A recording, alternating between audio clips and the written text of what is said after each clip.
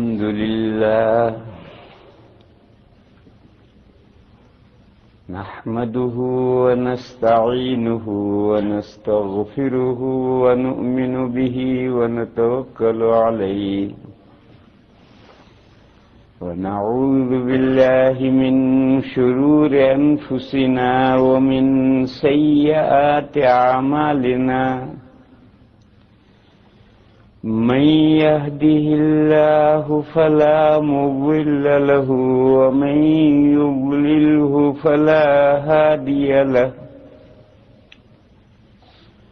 ونشهد أن لا إله إلا الله وحده لا شريك له ونشهد أن سيدنا ومولانا وحبيبنا وشفيعنا محمدا عبده ورسوله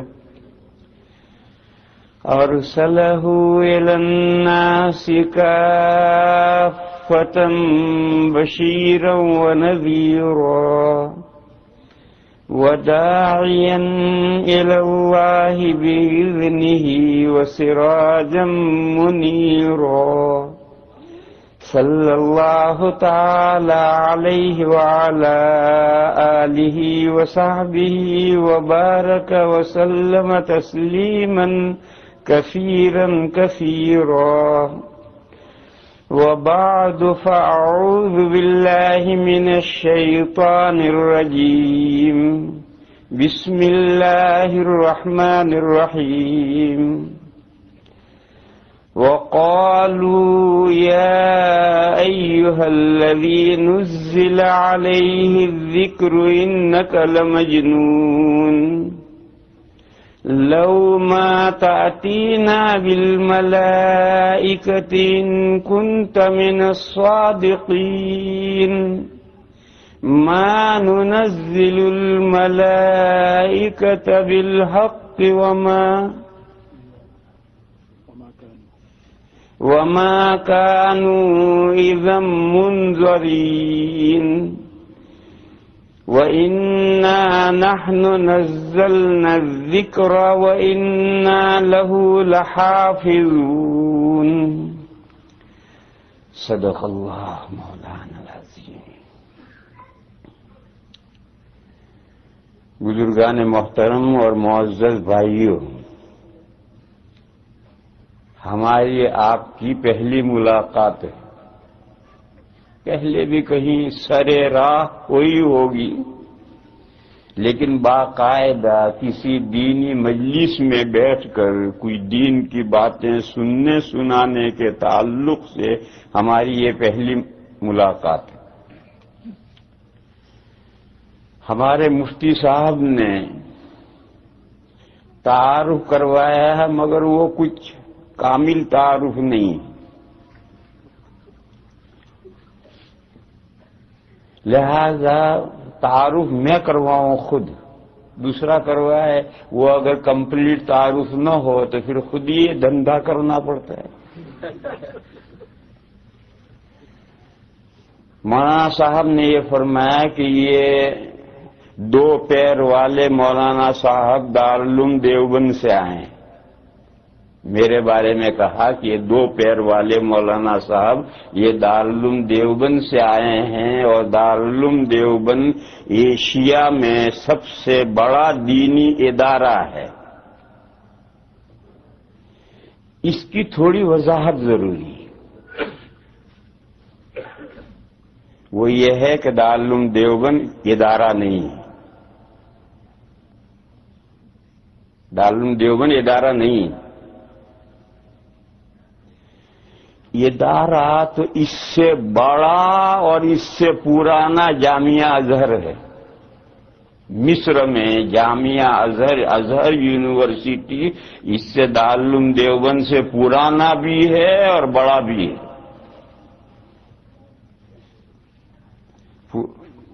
پرانا کتنا ہے؟ دارالعلوم دیوبند کو قائم ہوئے 140 سال ہوئے ہیں، اور ازہر جامعہ ازہر کو قائم ہوئے 1150 سال ہوئے ہیں۔ جامعہ ازہر آج سے 1150 سال پہلے قائم ہوا ہے، اور دارالعلوم دیوبند تو بیچارہ بچہ ہے، ابھی 140 سال ہوئے ہیں اس کو قائم ہوئے. اور بڑا چھوٹا ہونے کے اعتبار سے دارالعلوم دیوبند میں 3350 طالب علم ہیں، زیادہ سے زیادہ 3500 طالب علم ہیں، اور جامعہ ازہر میں 80,000 طالب علم ہیں. ازہر یونیورسٹی میں 80,000 اسٹوڈنٹس ہیں، اور دارالعلوم دیوبند میں تو 3000 اور 3500 طالب علم ہیں. تو اس لیے بڑا ادارہ دینی اور پرانا ادارہ دینی ازہر یونیورسٹی ہے. دارالعلوم دیوبند اس کے سامنے کچھ نہیں. مگر آج پوری دنیا میں گھوم جاؤ اور اسلامی کتب خانے میں گھس جاؤ، ازہر کے فضلاء کی کوئی خال کتاب ملے گی، وہ بھی کوئی دین کے اہم موضوع پر نہیں ملے گی. اور ساری دنیا میں گھوم لو، کہیں آپ کو ازہری فاضل کام کرتا ہوا نہیں ملے گا، الا ماشاء اللہ کہیں پوری دنیا میں گھومو گے تو 5-7 آدمی مل جائیں گے. دوسری طرف دارالعلوم دیوبند چھوٹی موٹی کوئی لائبریری اسلامی کتابوں کی اردو میں، فارسی میں، عربی میں اگر ہو اس میں گھس جاؤ تو آدھی کتابیں آپ کو دارالعلوم دیوبند کے فضلاء کی ملیں گی. کسی بھی لائبریری میں گھس جاؤ، عربی کی گھس جاؤ، اردو میں، فارسی میں، تو آدھی کتابیں آپ کو دارالعلوم دیوبند کے فضلاء کی ملیں گی. اور دنیا کے کسی چپے پر چلے جاؤ آپ کو دارالعلوم کا فاضل وہاں دین کا کام کرتا ضرور ملے. کہیں بھی چلے جاؤ آپ. ذرا تو گھومتے نہیں ہیں، میرا تو کام ہی ساری دنیا میں گھومنا ہے. دنیا کے کسی خطے میں میں گیا تو وہاں دارالعلوم دیوبند کا فاضل ملا مجھے. ایک مرتبہ ترکی گیا میں، استنبول، تو ہم نے سوچا کہ بھئی یہاں کا جو گورنمنٹ کا جو مفتی اعظم ہیں، بڑے آدمی ہیں وہاں کے استنبول کے، ان سے ملاقات کرنی چاہیے. تو ہم ایک وفد بنا کر ان سے اپوائنٹمنٹ لے کر ان سے ملاقات کرنے گئے. تو ایک بڑے میاں تھے، 70 ایئر کے بوڑھے بالکل، اور بالکل داڑھی صاف تھی، مفتی اعظم ترکیہ. خیر ملاقات ہوئی سرسری سی، تھوڑی بہت، عربی بھی نہیں بول سکتا. اب وہ ان کی ترکی زبان ہم نہیں جانتے، عربی وہ نہیں بول سکتا مفتی اعظم.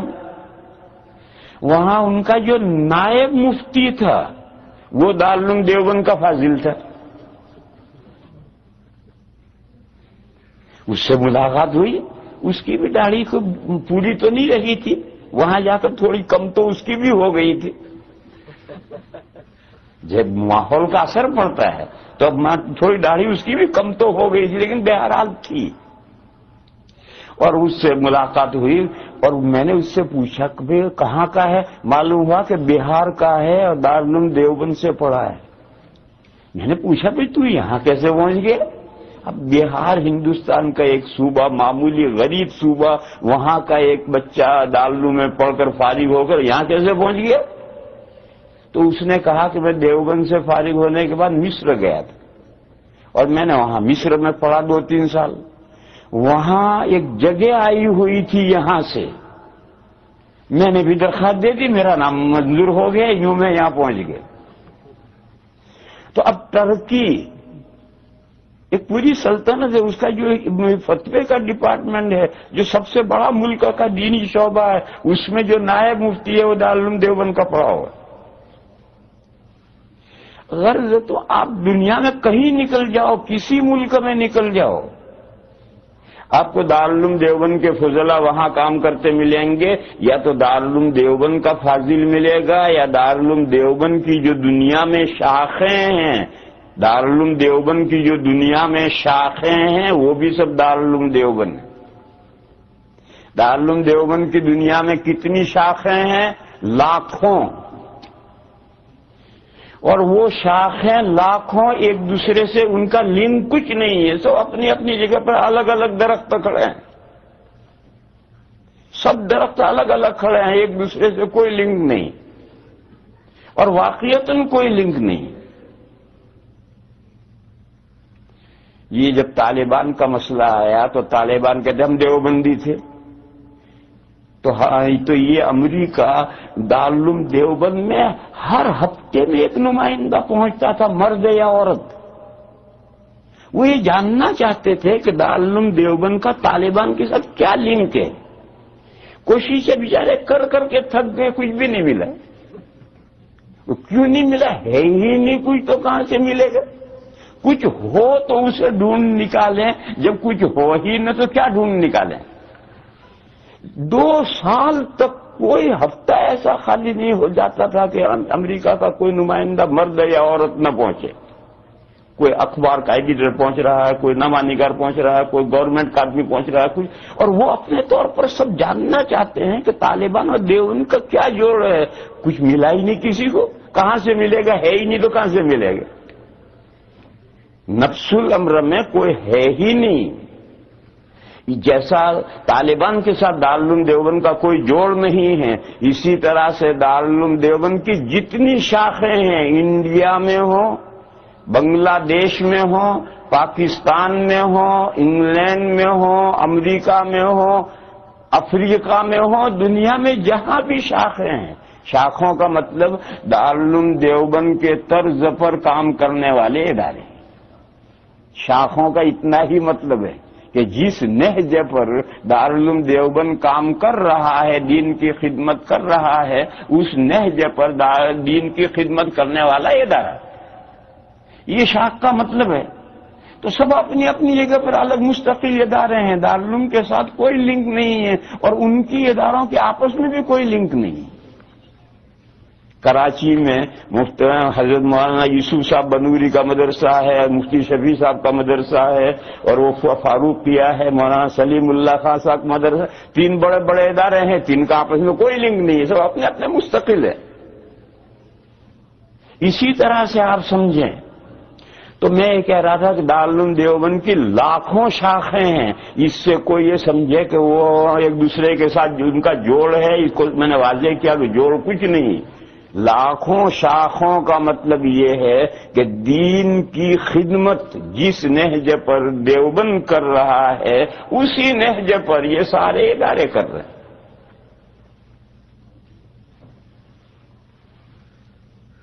اور ازہر کی کوئی شاخ کیرو میں فیکلٹی اور کالجز تو اس کے ہیں الگ الگ، یہ فلاں کالج، یہ فلاں کالج، یہ فلاں کالج، اور وہ سب کالجوں کے طالب علم مل کر 80,000 ہیں، لیکن کیرو سے باہر کچھ نہیں، اس کی دنیا میں کہیں کوئی شاخ نہیں ہے کہ ازہر یونیورسٹی جس انداز پر کام کر رہی ہے، اس انداز پر کام کرنے والی اس کی کوئی شاخ یا اس کے فضلاء کی قائم کی ہوئی کوئی تنظیم دنیا میں کہیں کچھ نہیں۔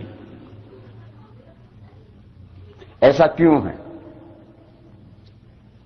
ایسا اس لیے ہے، میرے ماموں تھے، ابھی 4-5 سال ہوئے ان کا انتقال ہوا، اور دارالعلوم دیوبند کے ایک بہت بڑے محدث گزرے ہیں، علامہ انور شاہ کشمیری قدس سرہ، ان کے شاگرد تھے اور بہت ذیل آدمی تھے۔ ایک مرتبہ انہوں نے مجھ سے سوال کیا اچانک، کہنے لگے ازہر میں اور دیوبند میں کیا فرق ہے؟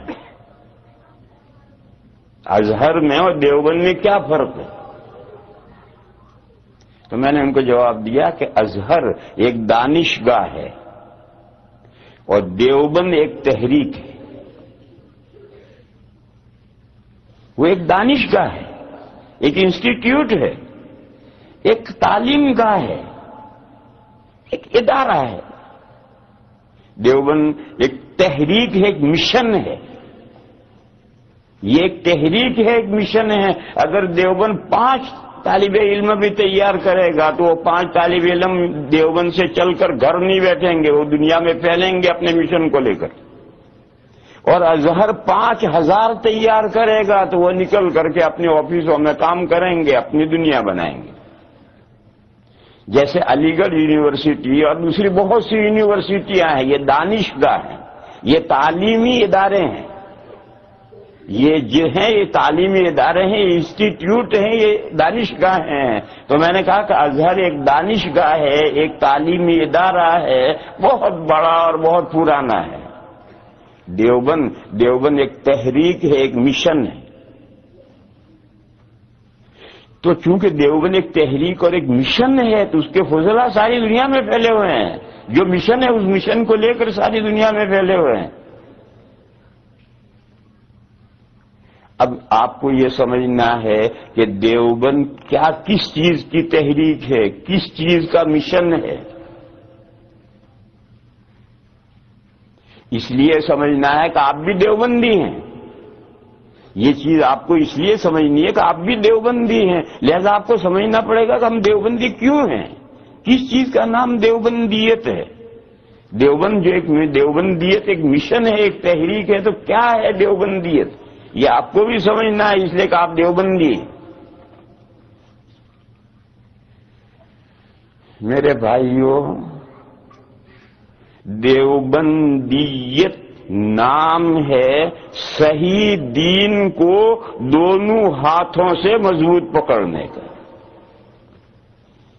جو صحیح دین ہے اس کو دونوں ہاتھوں سے مضبوط پکڑو، اسی کا نام دیوبندیت، اس سے آگے کچھ نہیں۔ دیوبند کا کوئی دستور اساسی نہیں، کوئی کانسٹیٹیوشن نہیں ہے، دیوبند کا کوئی نام نہیں۔ دیوبند ایک شہر کا نام ہے، اس سے دیوبندیت بن گیا، اس مسلک کا کوئی نام نہیں ہے، اس کا کوئی کانسٹیٹیوشن نہیں ہے، اس جماعت کا کوئی کچھ نہیں ہے۔ اس کا کانسٹیٹیوشن کیا ہے؟ یہ قرآن اور یہ سنت، یہ قرآن اور یہ سنت، یہی دیوبند کے دستور اساسی ہے۔ اس قرآن و سنت کو سمجھنا اور اس کو سمجھنا آج کے لوگوں کے مائنڈ سے سمجھنا نہیں، آج کے لوگوں کے مائنڈ سے سمجھنا نہیں، دور اول سے چلو، صحابہ سے، تابعین، تبع تابعین، یوں نیچے اترتے آؤ، یہ جو دور اول کے لوگوں نے قرآن و حدیث کو جس طرح سے سمجھنا ہے اس طرح سمجھنا، آج کے مائنڈ سے نہیں، اولڈ مائنڈ سے سمجھنا۔ اولڈ مائنڈ کس کا؟ صحابہ کا، تابعین کا، تبع تابعین کا، اس کے بعد جو محدثین، فقہا، علماء، مجتہدین گزرے، چاہے لمبے زمانے سے چلے آ رہے ہیں، انہوں نے قرآن و حدیث کو کس طرح سمجھا ہے، اس سمجھے ہوئے کو لینا۔ آج کے مائنڈ کا سمجھا ہوا نہیں۔ آج ایک آدمی پیدا ہوتا ہے اور وہ کہتا ہے اس حدیث کا یہ مطلب ہے، اس آیت کا یہ مطلب ہے، یہ نہیں، دیوبندی سے نہیں لیتا۔ دیوبندی سے لیتا ہے کہ صحابہ اس آیت کو کیا سمجھتے تھے، تابعین کیا سمجھتے تھے، تبع تابعین کیا سمجھتے تھے، گزرے ہوئے فقہا، محدثین، مفسرین نے کیا سمجھا ہے، ان کے سمجھنے کے اکارڈنگ آج کے آدمی کا سمجھنا ہے تو اس کی بات قبول کی جائے گی، اور اس کا سمجھنا اگر اس پرانے سمجھنے کے اکارڈنگ نہیں ہے تو آج کے مائنڈ کی بات قبول نہیں کی جائے گی۔ اسی کا نام دیوبندی ہے۔ تو میرے بھائی اچھی طرح سے سمجھو، پھر دو چیزیں ہیں، ایک حدیث ہے اور ایک سنت ہے، ایک حدیث ہے اور ایک سنت ہے، دونوں میں فرق ہے۔ قرآن میں تو دو چیزیں ہیں ہی نہیں، قرآن تو قرآن کریم، اور احادیث شریفہ میں دو چیزیں ہیں، ایک حدیث ہے اور ایک سنت ہے۔ دیوبند کی دعوت یہ ہے، دیوبند کی تحریک یہ کہ سنت مضبوط پکڑو، اس مضمون کو بھی سمجھنا ہے۔ حدیث نام ہے چار باتوں کا، چار باتوں کا نام حدیث شریف ہے۔ نبی پاک صلی اللہ تعالی علیہ وسلم کے اقوال، سیئنگ، آقائے دو جہاں نے جو کچھ زبان مبارک سے ارشاد فرمایا ہے وہ سب حدیث ہے۔ نبی پاک صلی اللہ تعالی علیہ وسلم کے کیے ہوئے کام، جو بھی حضور نے کیا، افعال، اقوال بھی حدیث ہیں، افعال بھی حدیث ہیں۔ تیسری چیز ہے نبی پاک صلی اللہ تعالی علیہ وسلم کے سامنے کسی صحابی نے، کسی مسلمان نے کوئی کام کیا، نبی پاک صلی اللہ تعالی علیہ وسلم کے علم میں آیا، حضور نے سنا یا اپنی آنکھ مبارک سے دیکھا کہ فلاں صحابی نے یہ کام کیا اور حضور نے اس پر نقیر نہیں کی، اس کام کو برقرار رکھا، اس کا نام ہے تقریر اور تائید۔ تو جتنے کام، مثال لو، اسلام کا اصول یہ ہے، اسلام کا، قرآن و حدیث کا اصول یہ ہے کہ وہی چیز بیچی جا سکتی ہے جو بیچنے والے کی ملکیت میں کرنٹلی موجود ہو، وہی چیز بیچی جا سکتی ہے۔ جس چیز کا دنیا میں وجود نہیں ہے اس کو نہیں بیچ سکتے۔ ہماری ایک بکری کھڑی ہے، ایک آدمی نے کہا کہ یہ بکری جب گابھن ہوگی، پھر جب وہ بچہ پیدا ہوگا تو یہ بچہ تمہیں $10 میں نے بیچا، یہ بے صحیح نہیں۔ کیوں؟ وہ ابھی تو گابھن ہی نہیں ہوئی، جو دنیا میں ایک چیز موجود ہی نہیں اس کی بے کیسے ہو؟ اگر ایسی بے کوئی کرے گا تو اس کا نام سٹا ہے، جگار، گیمبلنگ۔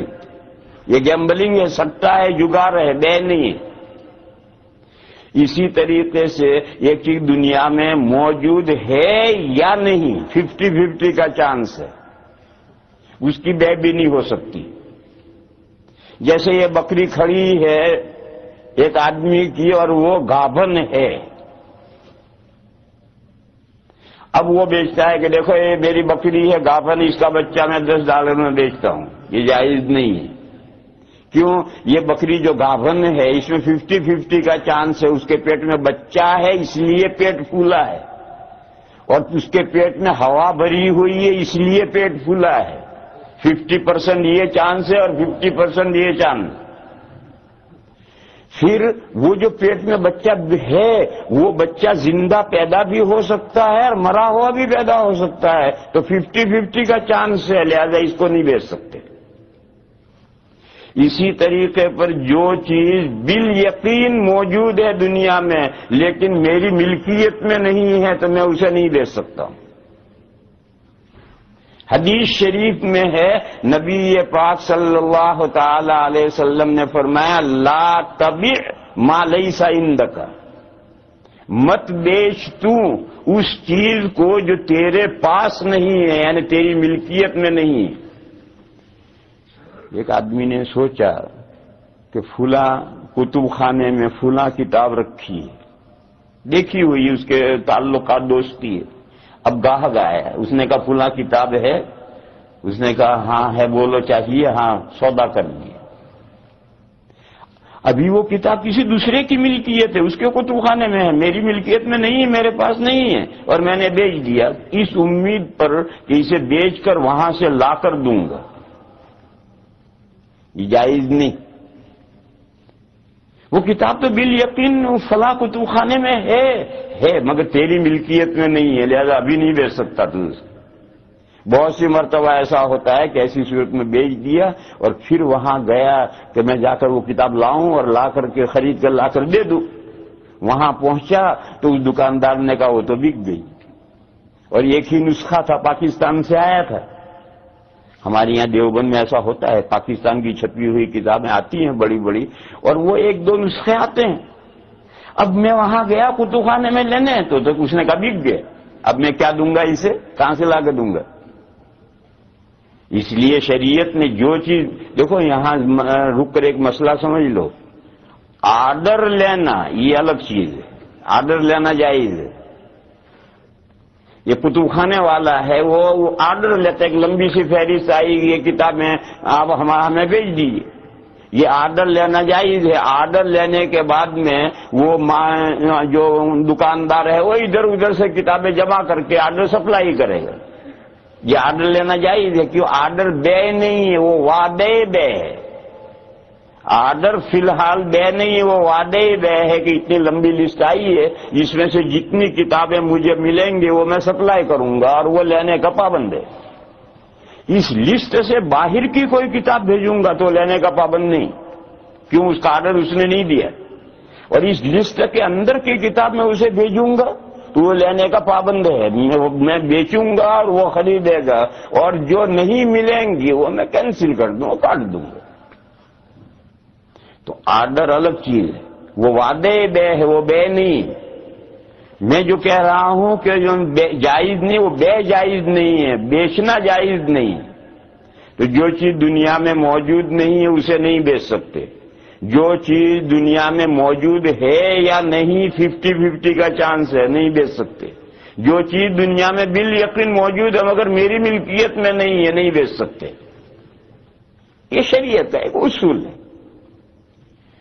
نبی پاک صلی اللہ تعالی علیہ وسلم مکہ سے ہجرت کر کے جب مدینہ میں تشریف لے آئے تو مدینہ میں کھجوروں کی بیع سلم ہوتی تھی۔